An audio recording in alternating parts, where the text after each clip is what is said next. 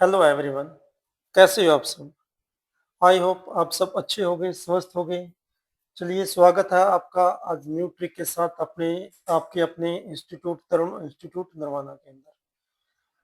हमें height and distance से question करने जा रहे हैं आज। तो हमें ट्रिग्नोमेट्री की कुछ वैल्यूज का पता होना चाहिए। जैसे हमारे पास क्या है, ये राइट एंगल ट्रायंगल है। राइट एंगल ट्रायंगल हमारे पास ठीक है। एक राइट एंगल ट्रायंगल हमारे पास साइन 30, यहाँ पर साइन 60 की वैल्यू है, और यहाँ पर है हमारे पास साइन 45 की वैल्यू। अब देखो, साइन क्या होता है? साइन होता है परपेंडिकुलर बाय हाइपोटेन्यूज। साइन क्या होता है? Perpendicular upon hypotenuse. वैल्यू है साइन 30 की 1/2, तो परपेंडिकुलर होगा 1 यूनिट और हाइपोटेन्यूज होगा 2 यूनिट। परपेंडिकुलर होगा 1 यूनिट, 1 यूनिट, एंड हाइपोटेन्यूज जो होगा वो होगा 2 यूनिट। ठीक है। और पाइथागोरस थ्योरम अगर हम अप्लाई करें तो हमारे पास जो बेस होगा वो √3 आएगा। यहाँ पर एंगल 30 डिग्री का है। ट्रायंगल के तीनों इंटीरियर एंगल का जो सम होगा वो क्या होता है? 180। 180 में से एक एंगल तो हमारा ये हो गया 90, तो इन दोनों का सम जो कितना रहेगा? 90 रहेगा। ये 30 है तो ये एंगल क्या होगा? 60। ऐसे ही अगर ये 60 है तो ये एंगल क्या रहेगा? 30 डिग्री। अगर ये 45 है तो ये भी क्या होगा? 45 डिग्री का ही होगा। अगर दो एंगल इक्वल है तो इसकी दो साइड भी इक्वल होगी, ये और ये एक साइड इक्वल होगी। ये 1 है तो ये 1 यूनिट होगी, ये 1 यूनिट होगी। पाइथागोरस थ्योरम अप्लाई करेंगे तो ये होगा √2। ठीक है। देखो, हमने साइन 30 की वैल्यू की बात की है। साइन 30 होता है 1/2। साइन होता क्या है? Perpendicular by hypotenuse. Perpendicular upon hypotenuse. अगर परपेंडिकुलर 1 यूनिट है, हम 30 की बात कर लेते हैं यहाँ पर 30 की बात कर लेते हैं हम यहाँ पर। ठीक है। यहाँ पर हम बात कर लेते हैं 60 डिग्री की। बेस के अंदर जो एंगल होगा ये 60 डिग्री होगा। यहाँ पर हम बात कर लेते हैं एंगल की 45 डिग्री। ठीक है। अगर साइन 30 की बात करते हैं परपेंडिकुलर बाई हाइपोटेन्यूज, अगर परपेंडिकुलर 1 यूनिट है तो हाइपोटेन्यूज कितना होगा? 2 यूनिट होगा। अगर हम पाइथागोरस थ्योरम अप्लाई करते हैं तो यहाँ पर क्या होगा? 2 का स्क्वायर 4 -1 का स्क्वायर 1, तो ये क्या हो गया? √3। अगर ये एंगल 30 है तो ये वाला एंगल जो होगा वो कितना होगा? 60।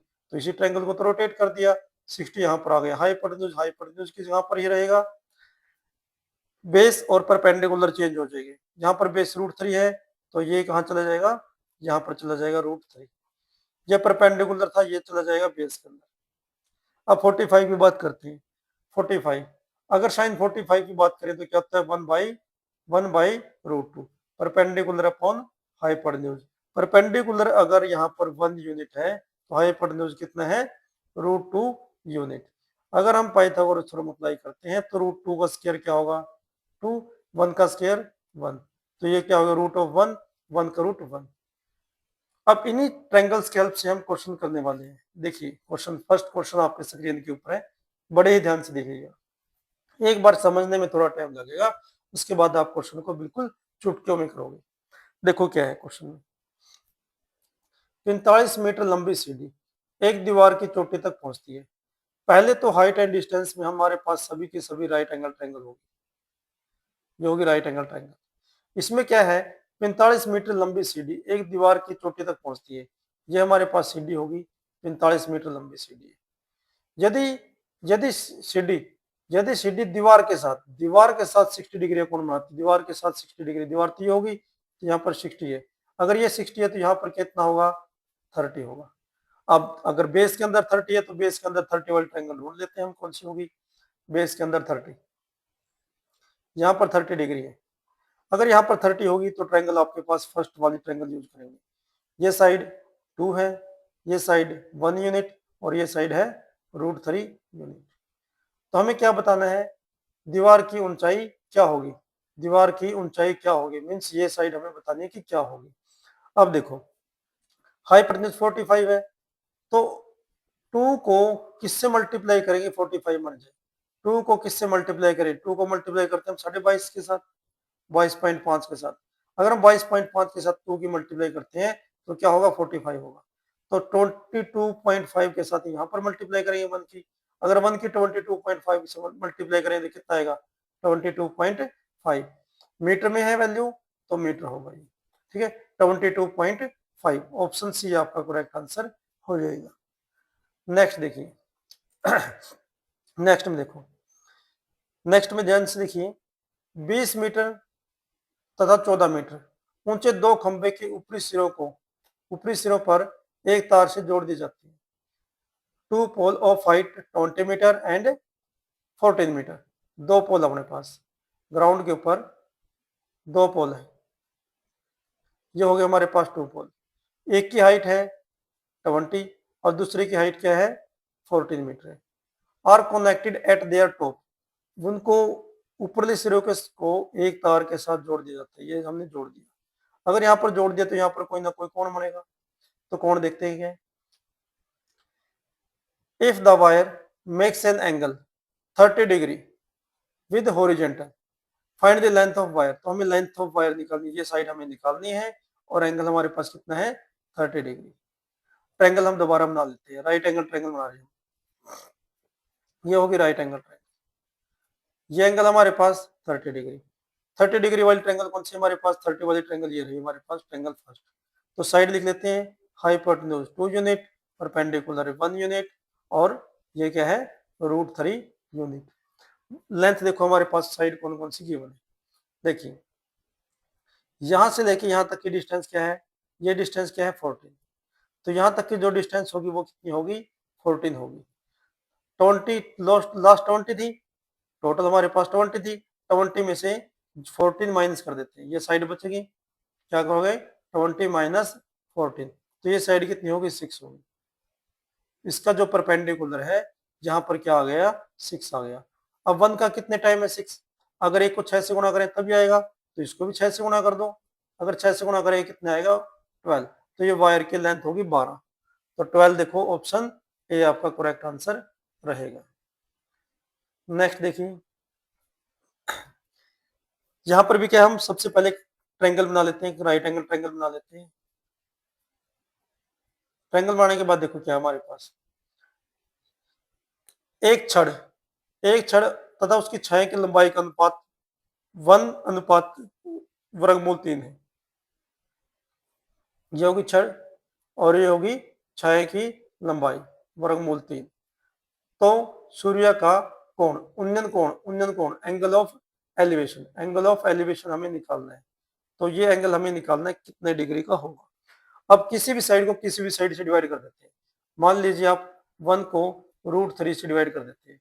देखो यहाँ पर एक बार साइड भी देख लेते हैं हम, यहाँ पर 1, यहाँ पर √3, तो यहाँ कितना है, कौन सी ट्रायंगल में है, देखो परपेंडिकुलर 1 और बेस √3, परपेंडिकुलर 1 और बेस है हमारे पास √3, तो हमारे पास कितने डिग्री का एंगल होगा, 30 डिग्री का। तो ये एंगल कितने डिग्री का होगा, 30 डिग्री का एंगल हमारे पास होगा। ठीक है, या तो ऐसे कर लीजिए या फिर ऐसे कर लो, किसी भी साइड को किसी भी साइड से डिवाइड कर दो। 1 को √3 से डिवाइड किया, अगर 1 को √3 से डिवाइड किया तो क्या हुआ, ये perpendicular upon base, perpendicular upon base. अब देखो परपेंडिकुलर अपॉन बेस क्या होता है, टेंजेंट, टेंजेंट ऑफ थीटा। अब टेंजेंट ऑफ थीटा, अब टेंजेंट की वैल्यू देखेंगे, टेंजेंट की वैल्यू 1/√3 कहाँ होती है, टेंजेंट की वैल्यू 1/√3 होती है जब एंगल की वैल्यू क्या हो, 30 डिग्री हो। तो ऑप्शन ए आपका करेक्ट आंसर हो जाएगा। नेक्स्ट देखते हैं, नेक्स्ट देखो ये क्या है, हवा द्वारा दो भागों में टूटे गए पेड़ का ऊपरी भाग समतल धारा के साथ 30 डिग्री का कोण बना रहा है। देखो क्या है, हमारे पास एक पेड़ है हमारे पास, ठीक है, ये हमारे पास जमीन है, तूफान आने से, आंधी आने से पेड़ कहीं से टूट गया, मान लो पेड़ यहाँ से टूट गया, और जो ये वाला सिरा है पेड़ का, ये वाला सिरा है, यहाँ से बेंड करके जमीन को छूने लगे यहाँ पर। अब यहाँ पर जहां पर जमीन को छूता है वहां पर एंगल बना दिया 30 डिग्री का। अगर 30 डिग्री का एंगल है तो हमारे पास ये एंगल लेंगे, और ये साइड कितनी होगी 2, ये 1 और ये क्या है √3 होगी। उसके बाद देखो पेड़ का ऊपरी सिरा पेड़ की जड़ से 9 मीटर दूरी को छूता है, यहाँ पर जो डिस्टेंस होगी ये डिस्टेंस होगी, यहाँ पर ये डिस्टेंस कितनी आ गई 9 आ गई। अब वर्गमूल 3 का कितने टाइम से 9, √3 को किसके साथ मल्टीप्लाई करें, √3 को किसके साथ मल्टीप्लाई करें कि क्या आ जाए 9। हम x के साथ मल्टीप्लाई कर लेते हैं तो वैल्यू देखिए क्या होगी 9/√3। रेशनलाइज कर देते हैं, √3 से मल्टीप्लाई √3 से डिवाइड कर देते हैं तो मल्टीप्लाई देखो क्या होगी 9√3/3, कैंसिल आउट करें तो 3।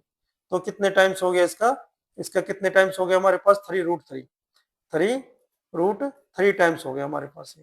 तो सभी को √3 से मल्टीप्लाई करते हैं, अगर इसको मल्टीप्लाई करें तो कितनी साइड हो जाएगी 3√3, अगर इसको मल्टीप्लाई करें तो कितना होगा 2 से मल्टीप्लाई करेंगे 6√3। तो हमें क्या निकालनी है पेड़ की ऊंचाई, height of tree. Height of tree क्या होगी ये साइड प्लस ये साइड। अब ये साइड क्या है हमारे पास जो ये साइड आई है यानी कि ये साइड, तो इसको और इसको हम ऐड कर देते हैं, इन दोनों को हम क्या कर देंगे ऐड कर देंगे, इन दोनों को हम क्या कर देंगे ऐड कर देंगे। ऐड करेंगे कितना आएगा 9√3, 9√3। अब 9√3 है हमारे पास, ठीक है। अब 9√3 ये तो ऑप्शन नहीं है, ये भी नहीं है, ये भी नहीं है। अब डेसिमल वाला ये ऑप्शन हो सकता है, ये ऑप्शन ही बचेगा। चाहे आप वैल्यू रख के देख लेंगे, आप अगर वैल्यू रखना चाहो एग्जैक्ट 9 इंटू √3 है जैसे आपके पास, तो 9 इंटू √3 की वैल्यू है 1.732। अगर मल्टीप्लाई अगर हम करेंगे तो ऑप्शन सी आपका करेक्ट आंसर हो जाएगा, ठीक है। नेक्स्ट देखते हैं जी, नेक्स्ट क्वेश्चन देखिए क्या है। यदि एक आदमी की ऊंचाई तथा उसकी छाया की लंबाई समान हो, मीन्स एक आदमी की लंबाई और उसकी छाया की लंबाई क्या हो बराबर हो, ये साइड और ये साइड बराबर हो, ये हो गया।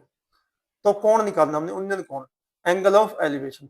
अगर दो साइड इक्वल है तो दो साइड कहाँ इक्वल होती है हमारे पास थर्ड ट्रायंगल के अंदर, थर्ड ट्रायंगल के अंदर। अगर दोनों साइड इक्वल है तो दोनों एंगल भी इक्वल हो गए, तो ये एंगल 45 और ये एंगल भी 45, तो हमारे पास एंगल कितने डिग्री का हो जाएगा 45 डिग्री का हो जाएगा, ठीक है 45 डिग्री। हाँ जी, नेक्स्ट देखिए, नेक्स्ट क्वेश्चन देखो ध्यान से। एक मीनार का आधार, एक मीनार के आधार से 75 मीटर दूरी एक बिंदु से, एक मीनार होगी हमारे पास, ये होगी मीनार, एक मीनार जो एक बिंदु से, मीनार के आधार से 75 मीटर दूर, 8.75 metre away from the foot of the tower, tower के फुट से 75 मीटर दूर एक पॉइंट है, जैसे ये पॉइंट हो गया 75 डिस्टेंस पर। Find the angle of elevation, हमें एंगल ऑफ एलिवेशन निकालना है, मीन्स यहाँ से इसको अगर मिला देते हैं तो ये राइट एंगल ट्रायंगल बनेगी, तो हमें ये एंगल निकालना है, एंगल ऑफ एलिवेशन क्या होगा, angle of elevation of the tower of height, tower की जो हाइट है वो कितनी है 75√3। देखो यहाँ पर देखो √3 और यहाँ पर 1, अगर हम इसको डिवाइड करें कैंसिल आउट करें, अगर 75 से डिवाइड करें तो यहाँ पर 75 से डिवाइड करने के बाद ये साइड कितनी बचेगी, अगर हम 75 से दोनों को डिवाइड कर दें तो ये साइड क्या होगी √3, ये साइड क्या होगी 1। अब यहाँ पर 1 और यहाँ पर √3 देखो किस ट्रायंगल के अंदर है, इस सेकंड ट्रायंगल के अंदर है। यहाँ पर क्या आपके पास √3, यहाँ पर 1 है, तो हमारे पास एंगल कितने डिग्री का होगा 60 डिग्री का एंगल होगा, ठीक है। अगर यहाँ पर देखो ये साइड कितनी है 2, अगर आपसे इसकी पूछी जाती ये हाइपोटेन्यूज पूछा जाता तो हाइपोटेन्यूज कितना होता, देखो 1 का 75 टाइम्स, यानी कि एक को 75 से गुणा करने पर बेस आ गया, इसको 75 से गुणा करने पर हाइट आ गई, और इसको 75 से गुणा करने पर क्या आ जाएगा इसका हाइपोटेन्यूज आ जाएगा, यानी कि 75 इंटू 2, 150 इसका क्या होता हाइपोटेन्यूज होता है इसका, ठीक है। हाँ जी, नेक्स्ट, अगर वीडियो आपको अच्छी लग रही है, ऐसी वीडियो आपको और चाहिए, तो आप ज्यादा से ज्यादा चैनल को शेयर सब्सक्राइब लाइक कीजिए, और एक बार आपके अपने इंस्टीट्यूट तरुण इंस्टीट्यूट पर विजिट कीजिए, जिसका एड्रेस रहेगा प्रेमनगर नरवाना, ठीक है। आई होप वीडियो को ज्यादा से ज्यादा लाइक करोगे, अपने दोस्तों को शेयर करोगे, और चैनल को सब्सक्राइब करना बिल्कुल भी मत भूलिएगा। मिलते हैं नेक्स्ट वीडियो में नेक्स्ट ट्रिक के साथ, तब तक के लिए थैंक यू।